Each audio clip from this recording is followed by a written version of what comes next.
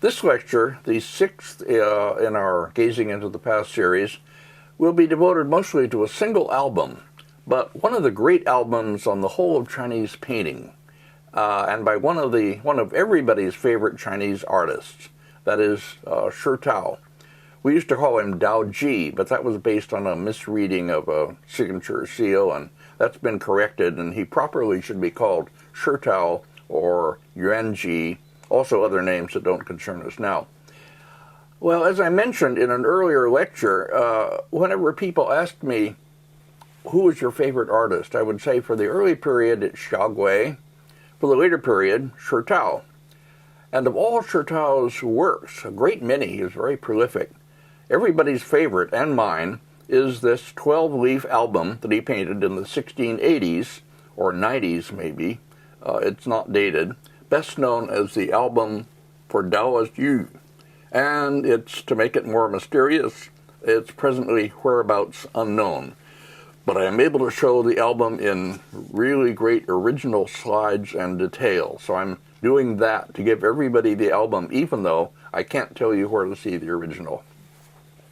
For information about this album, and for information about Shitao generally, the best source in English by far is the book by Jonathan Hay, titled Shitao, Painting and Modernity in Early Qing China, Cambridge University Press 2001. The only photo of Jonathan I seem to have is in this group photo made on our travels after the Anhui School Symposium in Hefei in 1984. He was then still a student in China, and I got to know him then. He stopped with us for some days in Berkeley when he came to the U.S. on his way to the East Coast, where he would become a grad student at Yale, working with Dick Barnhart. He teaches now at the Institute of Fine Arts in New York. We differ on lots of matters, and we've argued, as is natural considering that we belong to different generations, but I think that behind our arguments lies a lot of mutual respect. Okay. Jonathan writes of this album on page 251 of his book that it's, quote, undated but probably painted around the late 1680s for Wu Chengxia, a committed lay Daoist whose father, Wu Zhanbo, was present at Wang Monastery when Shitao painted the above-mentioned snow landscape in 1673, end quote. I myself have dated the album a bit later to the mid-1690s, but I can't argue the matter, at least not here. Next. I myself had published this leaf, the best known and most often reproduced, in my 1960 Scarab book, writing a paragraph about it. Next. But the whole album had been published before that by the owner, Victoria Contag. It was in the collection of Mingqing paintings, the Nuwa collection. She took the name Nuwa from the mythical Nuwa or Nugua, sister of the legendary Emperor Fuxi. She had brought this collection together during her time living in Shanghai in the 1980s, and she had published 4 leaves from the Shitao album in her 1955 book Zwei Meister chinesischer Landschaftsmalerei, Shitao und Shiqi. And she had published in the same year a smaller book in a limited edition. I've had a copy of it for many years, but I'm not sure I could find it now. A little reproduction book with a short text titled Chinesische Landschaften, 12 Tuschbilder von Shitao, in which she reproduces the whole album. Next, please. The album was stored, along with the rest of her collection, at the Nelson Gallery in Kansas City, where her good friend Larry Sickman looked after it for her. I had seen the album there on one of my early visits to the Nelson Gallery, where Larry showed me paintings. He always did this himself, never leaving it to a curator or an assistant, although he was the director of the Nelson Gallery. That was Larry. And Sickman had himself published a leaf from the album in his book, The Art and Architecture of China, that he co-wrote with Alexander Soper, published in 1956. Next, please. I became a devotee of the album myself and discussed it, reproducing 2 leaves in the catalog of my 1967 exhibition, Fantastics and Eccentrics in Chinese Painting. I'll read later what I wrote about 2 of the leaves there. Dick Edwards, who organized the exhibition The Painting of Daoji at the University of Michigan in the same year, 1967, was understandably unhappy that I had already reserved 2 of Shitao's greatest paintings for my show, in its catalog. And in my compelling image, the Harvard lecture book published in 1982, I reproduced no less than 7 leaves, with the famous one on the cover, as you see here. Jerome Silbergelt put the same one on the cover of his 1985 book, Chinese Painting Style, which I recommended in the first lecture in the Pure and Remote View series, and so forth. This has become, as I say, everybody's favorite Shitao album, and this leaf is an especial favorite. It's become one of the most familiar of all Chinese later Chinese paintings. Next, please. Now we come to the later history of this great album. Victoria Contag was retired and living in Hofheim near Cologne. I visited her there and spent most of the day talking with her in the winter of 1956. But before that, it must have been in the early 50s, she decided that she wanted to sell her collection, or most of it, and give the proceeds to her daughter. And Larry Sickman had the responsibility for helping her to do this. We decided, I can't remember whose idea it was first, but I was involved in it, we decided that it would be an ideal purchase for Avery Brundage, whose collection was just then going to San Francisco, where it would become the Asian Art Museum. Brundage was an objects person. He didn't understand or like paintings, but he realized that his collection needed them, and he wanted to acquire a whole collection of them at once and be done with it.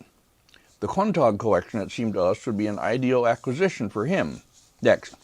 So Larry Sickman and I, together with C.C. Wang, who was acting as Contag's agent for this sale, met for a weekend at the Nelson Gallery and went to all of her paintings, excepting the few that she wanted to keep, because they bore inscriptions that she was especially fond of.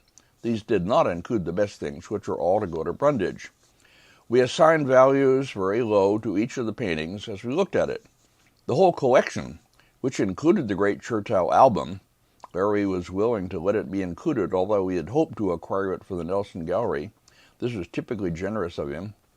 The whole collection and with many other notable paintings in it, we evaluated the whole collection at, as I remember, $450,000. It would be a great purchase for Brundage, for whom this wasn't a big expenditure. He was paying about that much for a single piece of Southeast Asian sculpture around that time. I've inserted here, by the way, a different image of Larry to represent the usual one. This one taken by myself soon after we arrived in China on our 1973 delegation in a garden in Canton. I intended it to parody the famous painting subject of Mi Fu admiring a rock. So the entire Contag collection was shipped to San Francisco and kept at the DeYoung Museum in Golden Gate Park, where the Brundage collection was stored, and where a new wing to house and show it was being planned. I was making my move to Berkeley at that time, and was of course happy about the prospect of having the Contag collection accessible to myself and my students just across the bay. Next, please. Alas and alack, we had reckoned without the intercession of Yvon d'Argenset, who had become Brundage's curator and trusted advisor, and who, I didn't realize this until later, who was committed to opposing and blocking anything proposed by myself, since he saw me as a possible competitor for Brundage's favor and attention. He was just then introducing to Brundage and persuading him to buy a group of paintings owned by the semi-crook Zhang Ershi, who had endeared himself to d'Argenset's teacher in France, Jacques Gernet. Zhang Ershi's paintings were overpriced and some of them of dubious authenticity. The Contag collection would have been a far better purchase for Brundage. But Yvon was deeply jealous and protective of his relationship with Brundage, and resented my, as he saw it, muscling in. He persuaded Brundage that too many of the Contag paintings were of low quality, or in bad condition, or were otherwise undesirable. He even managed to find scholars in the field who had, he told Brundage, doubted the authenticity of the Shitao album. So, in the end, Brundage made Contag an insulting offer to buy only a small group of the paintings. She was outraged, understandably, and decided to withdraw the whole collection and ship it back to Kansas City. Next. C.C. Wang, however, was too smart to let that happen. He quickly raised the necessary amount of money and bought the entire collection himself. He immediately pulled out several of the best things, including the Shitao album, a landscape hanging scroll by Bada Shanran, and a Wu Bin hen scroll that I remember, and he had these sent to him in New York. I persuaded him to offer the remainder, the ones he didn't especially want to keep, to people in the Bay Area at a slightly higher price, 15% more than Brundage would have paid.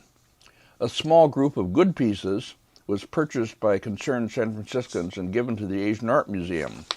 Next. But the best things of the group are lost forever to San Francisco.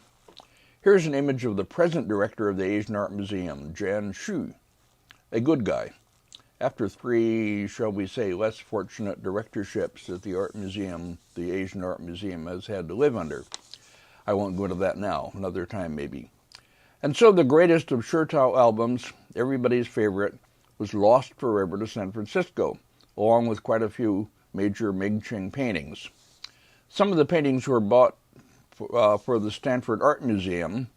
A benefactress purchased a small group of them, my choices, for our University Art Museum in Berkeley, and individuals around the Bay bought paintings.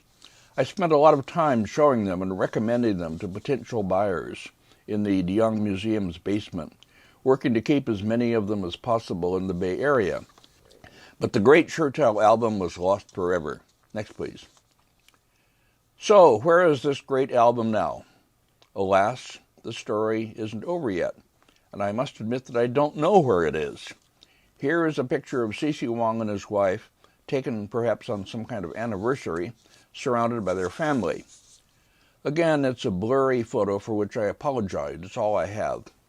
Above and behind C.C., holding a child, is his daughter Yanku King, and the man to the left of them must be her husband.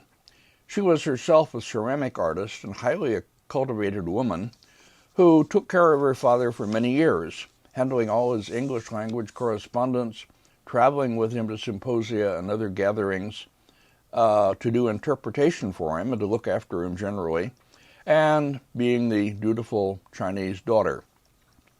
But seen in the upper right of this picture are 2 men who I believe are C.C.'s son and grandson. The son was younger than Yanku by several years, and when the rest of the family moved from China to the U.S. in the 1940s, I think it was in 1947, the son stayed behind and had to live through the bad Maoist years. C.C. used to talk often about his efforts to get the son out of China, even suggesting that he might have to turn over one or more of his best paintings to the Chinese government to get him free. At last he was successful, and the son moved to New York. He and Yanku were at odds from the beginning. He resented the comfortable life that she had led while he was going through hardship in China. And inevitably, and tragically, the question of the disposition of C.C.'s painting collection became a big issue between them. I won't try to relate the whole story because I don't know it all in detail, but the lawsuit between them has been going on since C.C. Wang's death in 1993. One story is that he and his wife were taken to a kind of rest home at the end, and he was there forced to make a new will, which of course is contested by Yanku and her husband. One of them, Yanku or the son, perhaps both of them, had withdrawn certain of the most important paintings from the collection sometime before C.C.'s death, and stored them somewhere. The hand scroll attributed to Wu Chengran is another that's missing. The Bada Shanran landscape that came from the Contag collection turned up in a Beijing auction last year. I have no idea where Yanku and her husband are, or who is in possession of the Shitao album, or where it is. But I'm happy to say I made good slides of all the leaves many years ago with details, and I can use them for the rest of this lecture to bring you the best visual presentation of this famous album that's now possible. A presentation that will have to fill in for access to the original album until it finally resurfaces. Next, please. One more delay, however, before we turn to the album. I want to lay out briefly my argument about how the special circumstances of Shitao's life affected his choices of painting styles. Unlike other artists of the time who spent most of their lives in one place and worked in the local or regional style associated with that place, Shitao moved around throughout his life, spending time in the Anhui region, in Nanjing, briefly in Beijing, and finally from 1687 in Yangzhou. In the 2 graduate seminars that I gave on Shitao during my teaching years, I argued that his mastery of the local styles during his periods of residence in these places permitted him by the 1680s and 90s to adapt these different landscape types to his purposes, sometimes responding to the regional origins of the person for whom he was doing the picture. Richard Vinograd, who was in the first of my seminars, published an article giving examples of this, as I did more briefly in my chapter for the Compelling Image book. Paintings done in the dry linear styles with color washes, such as the 1687 Fine Rain and Dragon Pines seen at left in the Shanghai Museum, or the great album Scenes of Huangshan in the Sumitomo collection, draw on Shitao's period in the Anhui region. Next, please. He is still using this when in 1699 he paints the Scenery of Huangshan hand scroll, also in the Sumitomo collection. On the other hand, during his period of residence near Nanjing, between 1680 and 1687, he absorbed enough of that dark, inky style of the local artists such as Gongxian, their kind of composition and their use of heavy dotting, to paint such a picture as the one at right, Shitao's that is, dated 1684 and also in the Shanghai Museum. Next, please. Or this amazing hand scroll titled 10,000 Ugly Ink Dots, painted in 1685 and I believe in the Suzhou Museum. I will have another lecture later showing these and other works of Shitao and discussing this aspect of his career as a painter. Next, please. In my lecture on priority and authenticity, that was an addendum to the first series, I showed how Shitao had taken a basic idea from a very original album leaf by Gongxian, showing a house on a cliff surrounded by dotting in green and orange colors, something very new, and how Shitao made a huge jump far beyond anything Gongxian could have envisioned into the great and famous leaf with a man in a house beneath a cliff. So I needn't make that argument again, or make that point again. Next. So, after that long account full of plots and counterplots, good guys and bad guys, here at last, a half hour into the lecture, is the first leaf of Shitao's album for Daoist use. Or rather, the first leaf that I'm going to show. The leaves are not numbered, and as always in Chinese albums, they can be rearranged easily, so that the original order is usually difficult or impossible to determine, with the single exception of the inscribed leaf, which is always the last. The order in which I'll show the leaves isn't the same as in Contag's book or even in my own publications. It's quite arbitrary, meant to provide contrasts and alternations of ink-only and color leaves, contrasts of more or less agitation and of other aspects of style. This leaf is definitely in Shitao's Anhui-derived style, done in dry brush drawing and without color. The landscape formations, however, are quite different from the stable, often monumental constructions of the Anhui school artists, such as Hongran. Shitao's landscape forms seem animated, organic. The upper central formation is like a pair of fists, clenched and pushed together. Next. Looking more closely at the clenched fists, we see that they form an arch over a cave-like passage through which several people are seen descending from above into the central part of the picture. A road leads down to the plateau, on which is the central image of the leaf, a house with a man standing in front of it.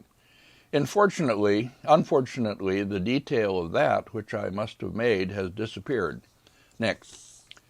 This is the area below and to the right of the house, with bare trees growing from the projecting earth mass, and the descending road seen at the right. Next, please. And this last detail, from the lower right of the composition, shows more bare trees and 2 pines growing from a bank to the right of the house. Behind is what appears to be a waterfall. Next, please. In this leaf, one of the more conventional, less arresting of those in the album, and painted in ink only, a river flows from the top of a quite modest-sized hill, its source completely unclear, as is often the case with Shitao's waterfalls. We can't imagine where all that water came from. No northern Song landscape master would have done this. For him, it would have been a huge mistake that his viewers would immediately recognize and condemn. But we are in another age and another world of representation. The river pours past a house with an open porch, but no figure seen in it. Next. Below, a grove of leafy and coniferous trees emerges from behind a near vertical earth bank. This kind of tree group derives more from Yuan painting than from Song. We have seen them in paintings by Wang.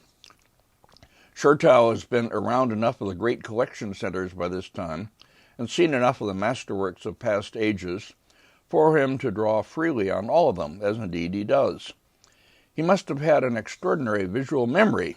I say that in admiration, as one who possesses such a visual memory himself, but is totally inept as an artist, so that I have to do lectures instead. Okay.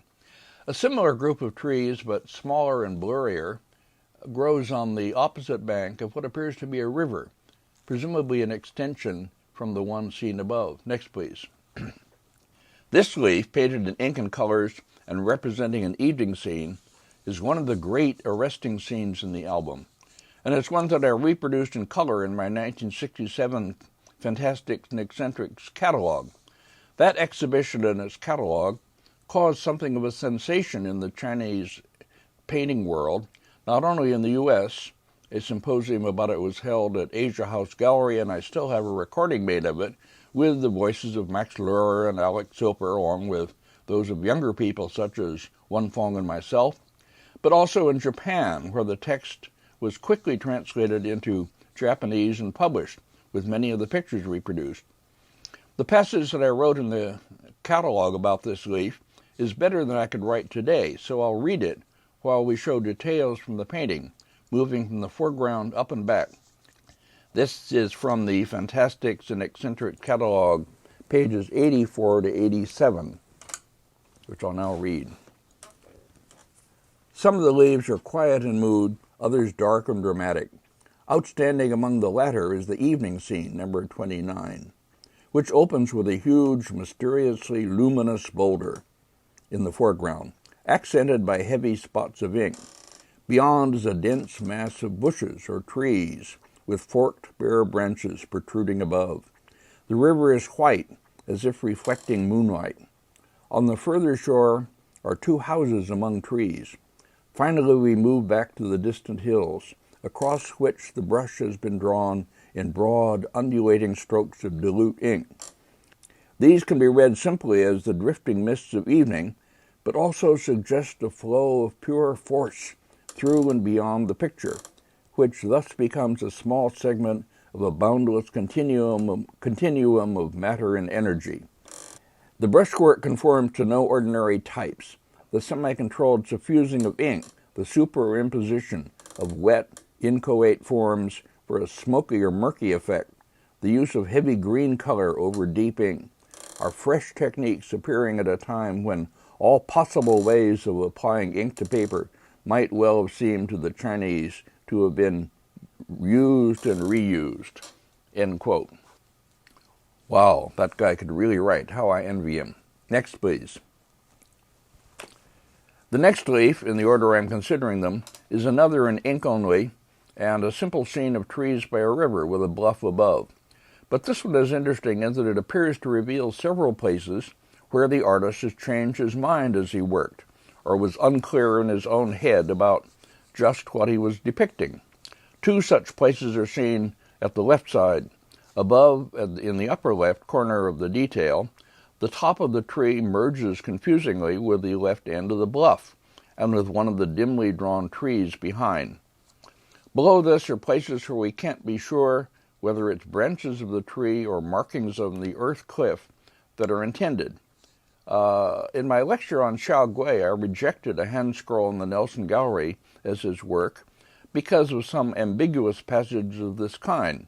So, why doesn't this make Shitao's album suspect? But we are in a different pictorial world with different assumptions and expectations lying behind its visual method. Here, these may be seen as minor lapses in Shitao's clarity of purpose. Similarly, in the lower left corner, beside the road that runs along the cliff, he appears to have changed his mind, changing what began as a house with a rectilinear roof into a strange-shaped earth mass. Next. A closer detail of the trees. In the lower left of this detail are several forms made with 3 sharp, dry brushstrokes that look rather like flying birds. They are, of course, the leaves of a bamboo plant growing there, but the artist fails to draw in the stalks. The blobs of ink seem unnecessarily large and black. And so forth. This appears to be a leaf that Shitao painted in haste and with uncertain purpose. But that can be said of a great deal of his later landscape painting, and it doesn't reduce his greatness as an artist. Somewhere in one of the reminiscences on my website, I tell how I once owned 5 late genuine landscape album leaves by Shitao that were so bad that by general agreement, we, the grad students in my Shitao seminar and myself, we sold them at auction and used the money to establish the Shitao Fund, to be drawn on when students needed money for special purposes, such as having dental work done. Next, please. And now at last we arrive at everybody's favorite leaf, the great one with a man seen in his house beneath a cliff, in the midst of a highly activated world of forms that change back and forth as we gaze at them, from being rocks and peaks and being marvels of sheer, vibrant brush energy.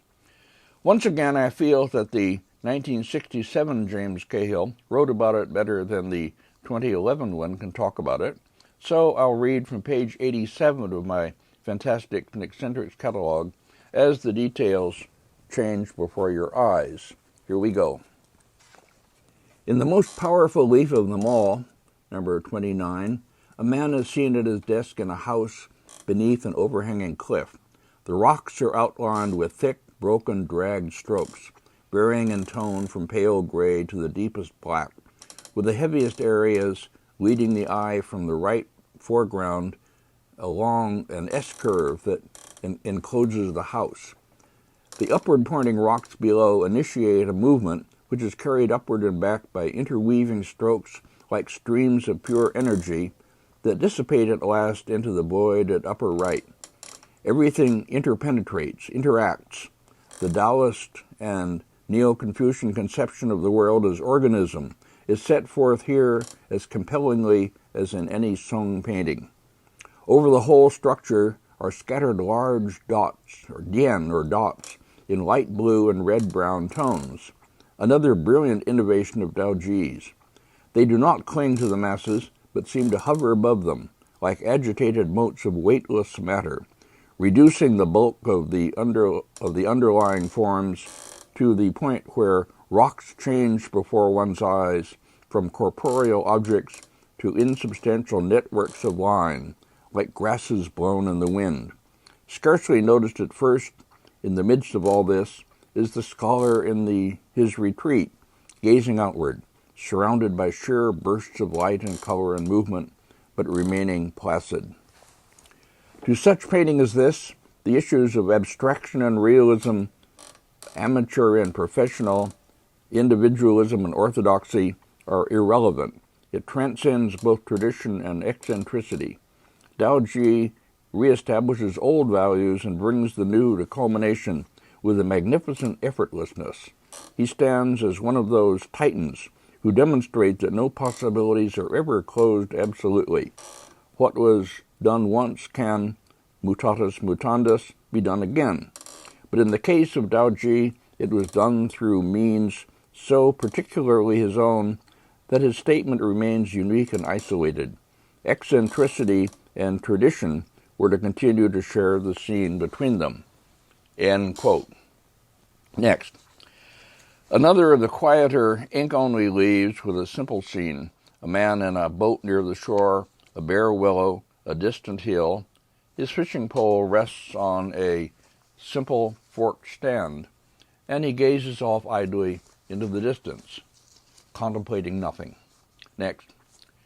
We are familiar with pictures of this kind of scene. Here is one, older and painted in color, that we saw in the Hikko-en lecture. The man in this one is actively fishing, and the surface of the water is ruffled with wind. Shitao uses familiar themes that he knows will evoke comfortable responses in his viewers. Next. Or this one, also from the Hiko-en album, which is a convenient repository of lots of small paintings of popular subjects. Here the man is also actively fishing, holding out his fishing pole. The tree on the shore this time is a blossoming peach or plum tree beside a willow. Next. The hill in the distance of Shitao's leaf is simple in shape, but the way he represents the top of the mist along the shore is interesting, with an intricately meandering upper edge and with an area of gray mist separating the white below from the dark hilltop above. This too must have been done with some random technique that is hard to analyze, at least for me. It cannot have been done with the customary controlled brush movements. We begin here to see, and we'll see more of as we go on, Shitao making use of unconventional techniques that his Orthodox school contemporaries would never have touched. Next, please. This leaf is another of the great colored ones, an intensely vibrant scene that does exciting things to your vision as you gaze at it. The subject is simple. A man seen through the window of a house in upper left, more houses seen only as roofs in upper right, a stream running between rocks below, blue mountaintops above. But the execution and the whole conception is far from simple. If we go back to the old device of imagining ourselves painting the picture, we feel suddenly charged with a kind of intense, nervous energy that must approximate what Shitao felt as he painted it. Most effective is the dotting over the whole lower part, which represents in a highly activated way the stream flowing between rocky banks.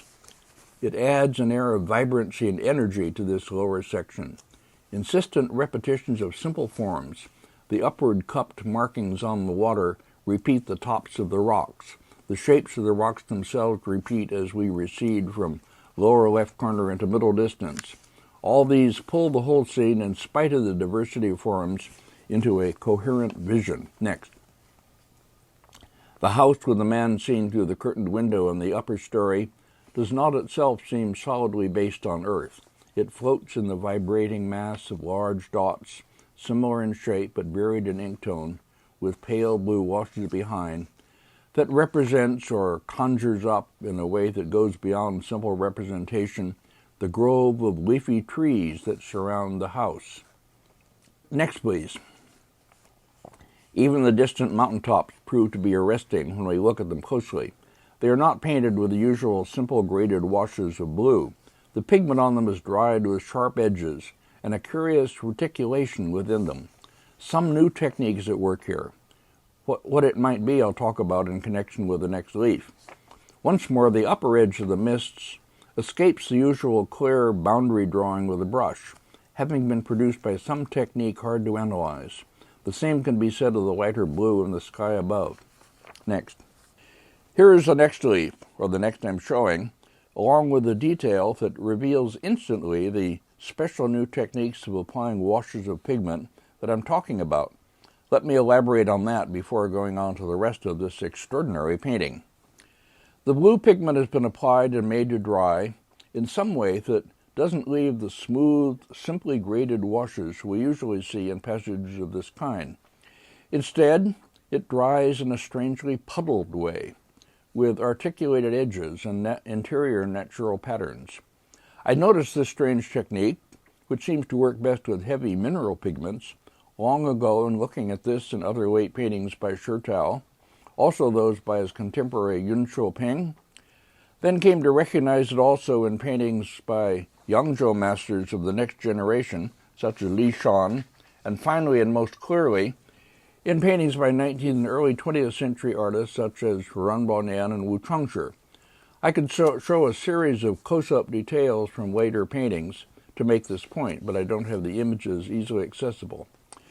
Well, if you go to my website, click on the Responses and Reminiscences series, go down to number 74, which is mostly about rokusho yake, or green pigment burning, and read the last paragraphs of that, you will find the best explanation I can offer after years of asking around. I was finally given a written account of how it was done by my artist friend, Changshi Fa, who was the subject of the second lecture in this series.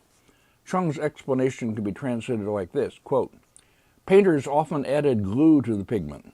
They used water to dissolve the glue before blending in the pigment. When the glue used is enough, it does not create sediments.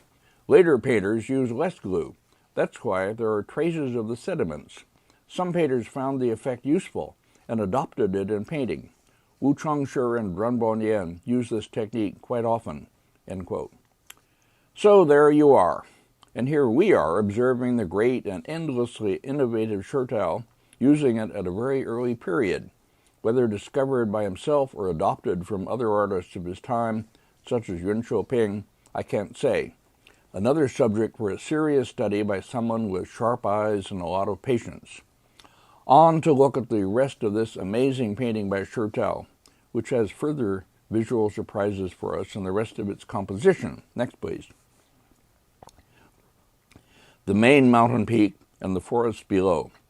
Now let's try our familiar exercise. Imagine how this was painted. What movements of the hand with the brush? What? You can't? Right. There isn't any brushwork in the traditional Chinese sense. Has Shitao been looking at Western watercolors and imitating those? That thought might come into your head, but it will be followed quickly by another. No, because nothing comparable would be done in the West either for another few centuries. So how are we to understand this? Answer, we can't. Like so much in Shitao's finest works, it is an inexplicable feat of sheer creativity, breaking rules, anticipating the future. And how are we to understand that? I could give a somewhat flip answer. We are not to understand it and shouldn't try. Or I could recommend that you go off and read the long last chapter, mostly on Shitao, in my compelling image book and then come back. But neither is good strategy for a lecturer. Let me just say for now that Shitao's inscription on this album, which we will encounter on the last leaf, says, quote, this method that is no method, this is my method, end quote. And to try to explain what he means by that, I would have to quote numerous other writings by him, as I do in the compelling image chapter, about this concept of method. But let me, with this image on screen, or with the closer detail of the forest alone, quote a few of these passages from that chapter. At the beginning of that chapter, I quote the Orthodox school artist Wang, pointing out how the development of regional schools of painting had come to present artists with such a diversity of choices that, as he puts it, quote, the students with brush in hand are at such a complete loss that it's virtually impossible for them to penetrate the secrets of the art, unquote. I follow that with a quotation from the younger Orthodox master, Wang, outlining how these regional schools had led students astray, and how, quote, anyone who intends to learn the proper use of brush and ink should be on his guard against them, end quote. Proper use of brush and ink was, of course, exactly what the Orthodox school was all about. And it was exactly what Shitao was reacting against, powerfully. He had probably met Wang in Beijing during his time there from 1690 to 1692. The two of them had even done a joint work together. And Shitao had written, again quoted from the beginning of my compelling image chapter, quote, long ago I saw the four-word phrase, Wo Yong Wo Fa. I use my own method, and was delighted with it. Painters of recent times have all appropriated the styles of the old masters, and critics accordingly say of them, so-and-so style resembles the old masters, so-and-so style doesn't. I could spit on them. Now I have come to realize that this is all wrong. In the broadest sense, there is only a single method of painting, and when one has attained that method, one no longer pursues false methods. Seizing on it, one can call it one's own method. But in fact, I do not know what the old masters' methods were, or what my own method is, end quote. In other words, let's for God's sake stop talking about proper and improper ways to paint, learnable ways that everybody should follow, and paint what comes out of our own minds. Next, please.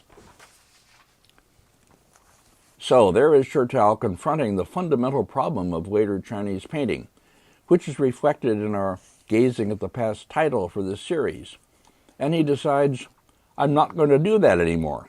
and he tries to break entirely free of old habits of paintings. And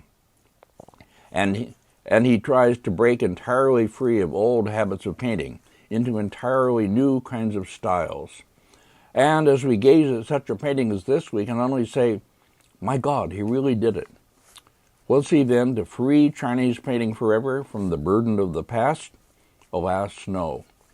Age and illness and overproduction and other factors pushed him in his late years into painting endless albums and other works, some of which I'll show in the later lecture.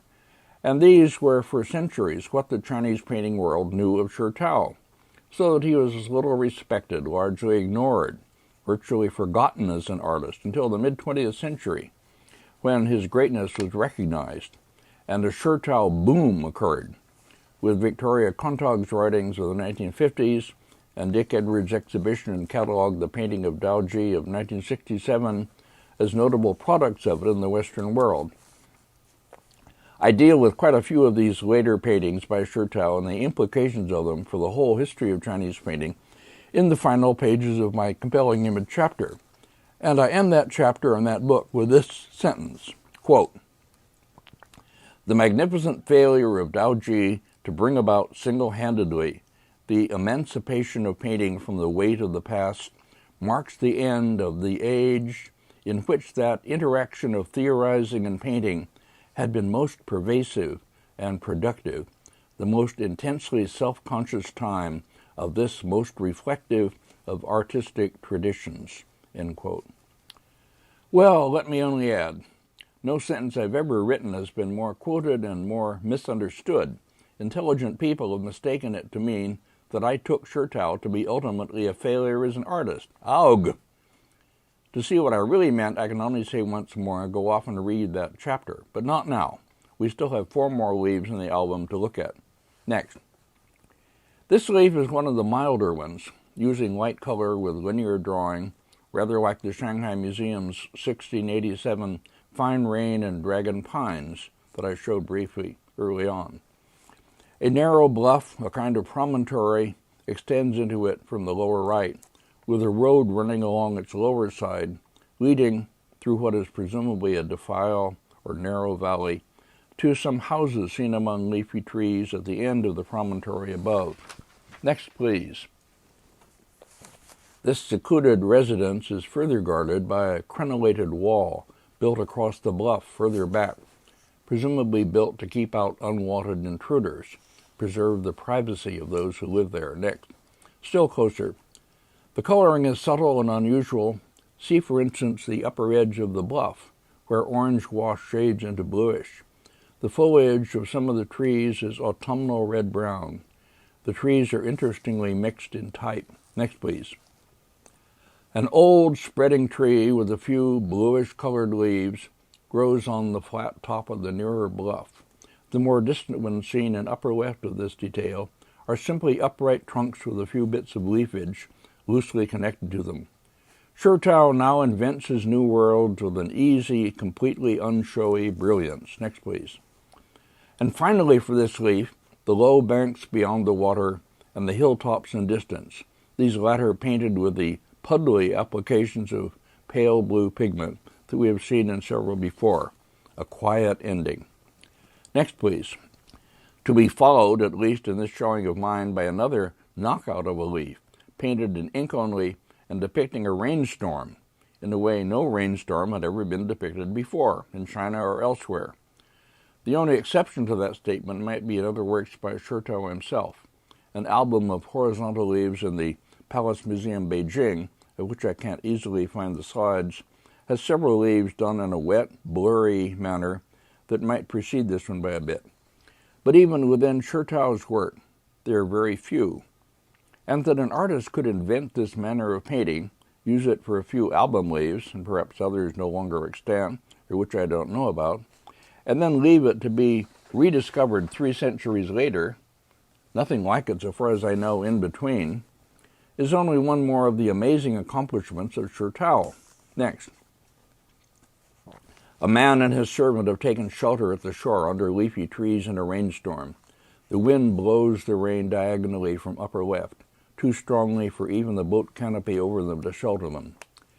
When I speak of the newness of this within Chinese painting, of course I'm speaking as always on the basis of what I've seen of what survives, which is only a tiny fraction of what was painted, and a fraction heavily affected by the highly restrictive dictates of the literati critics of China, with their insistence on what they took to be good brushwork. Augh!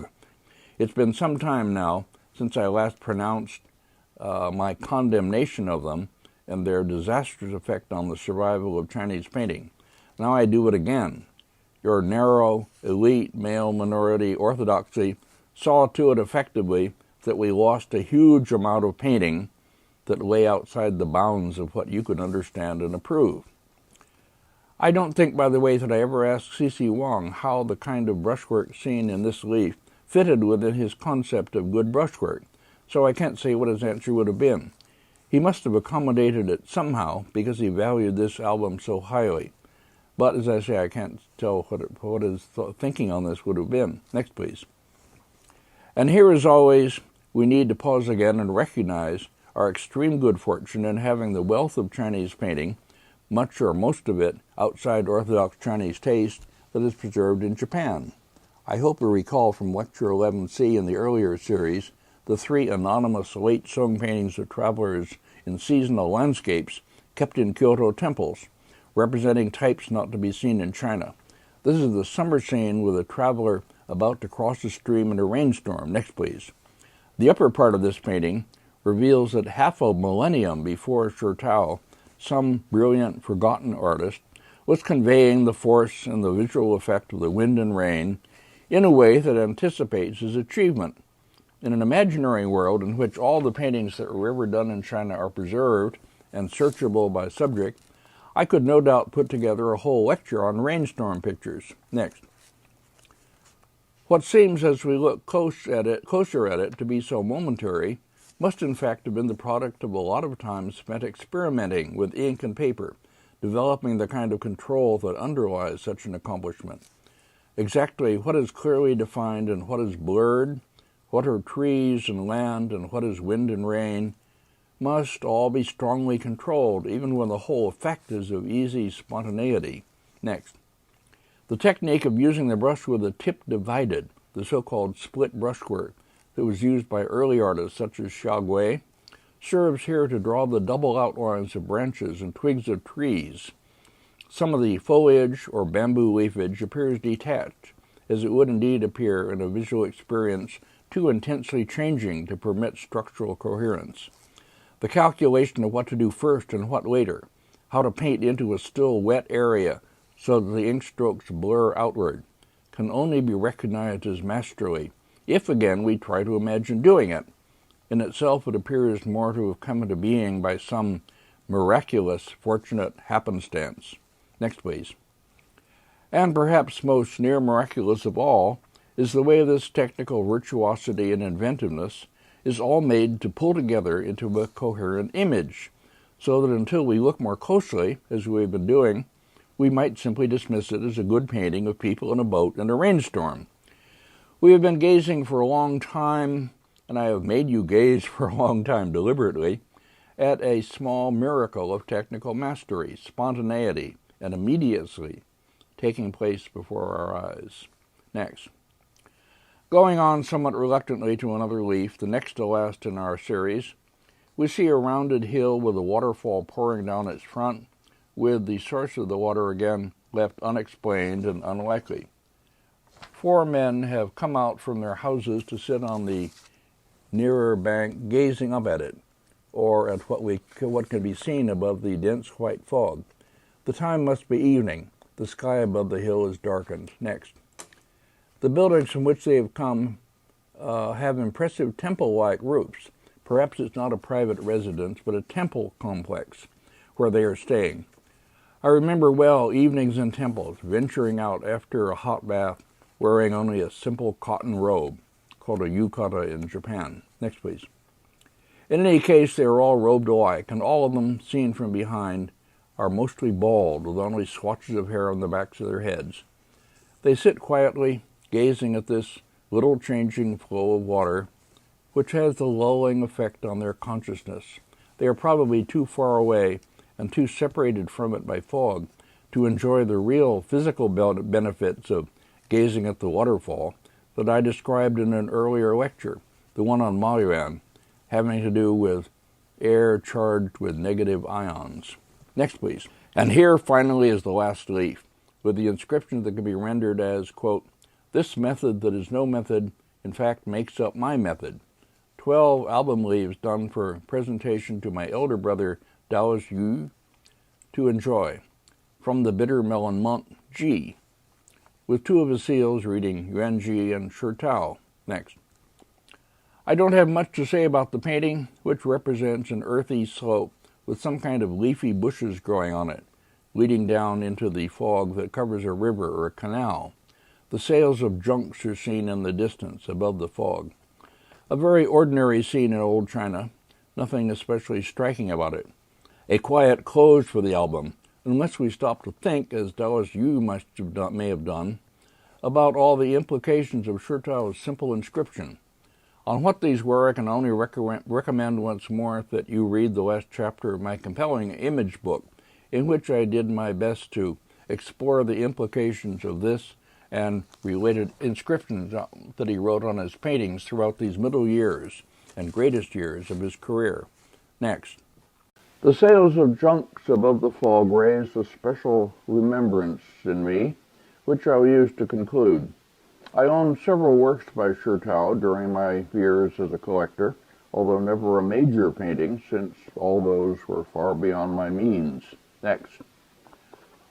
One was a large album leaf, mounted as a hanging scroll, bought from the dealer Kawai Shogado in Kyoto in 1955, representing junks with sails like these coming down a canal into a walled city, probably Nanjing, of which only the wall is seen. I can show you this image of it, but the painting itself is whereabouts unknown. I gave it up in my divorce settlement with my first wife, and I have no idea where it is now. It also comes from an album, of which other leaves are known. Neither album is dated, and the one that my leaf came from wasn't nearly as fine and important as the former Contag album, for Daoist, the one this lecture is about. They may, however, date from around the same time. I put them together here only to show the similarity of the vision in each of sails appearing above fog, with the boats unseen.